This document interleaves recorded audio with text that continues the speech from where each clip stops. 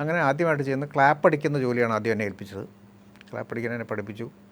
Clap അടിക്കുക എന്ന് വെച്ചാൽ ഇന്നത്തെ ജനറേഷനിലുള്ള ആളുകൾക്ക് അതിനെപ്പറ്റി അറിഞ്ഞുകൂടാ. അന്ന് ക്ലാപ്പ് അടിക്കുന്ന പരിപാടി ഇന്നിപ്പോൾ സൗണ്ടെല്ലാം ഈ റെക്കോർഡ് ചെയ്യുന്നതെല്ലാം ഈ ഇന്നത്തെ ലെവലിൽ വന്നത് അന്ന് വരാം. അന്ന് നാഗരികയാണ് റെക്കോർഡ് ചെയ്യുന്നത്.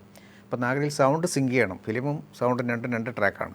അപ്പോൾ നമ്മൾ എഡിറ്റിങ്ങിന് ഈ സൗണ്ട് കൃത്യമായിട്ട് സിങ്ക് ചെയ്യാൻ വേണ്ടിയിട്ടാണ് ക്ലാപ്പ് അടിക്കുന്നത്. അപ്പോൾ ക്ലാപ്പിൻ്റെ സൗണ്ട്, ക്ലാപ്പ് അടിക്കുന്ന വിഷ്വൽ, അടിക്കുന്ന രണ്ടും കൂടെ ജോയിൻ്റ് ആവുന്ന ആ വിഷ്വലും അതിൻ്റെ സൗണ്ടും, ക്ലാപ്പ് അടിക്കുമ്പോൾ സൗണ്ടും കൂടെ ചേർത്ത് വെച്ചിട്ട് സിങ്ക് ചെയ്താൽ ആ ഷോട്ടിലെ ഡയലോഗെല്ലാം ഒരേ സിങ്കിൽ വരും.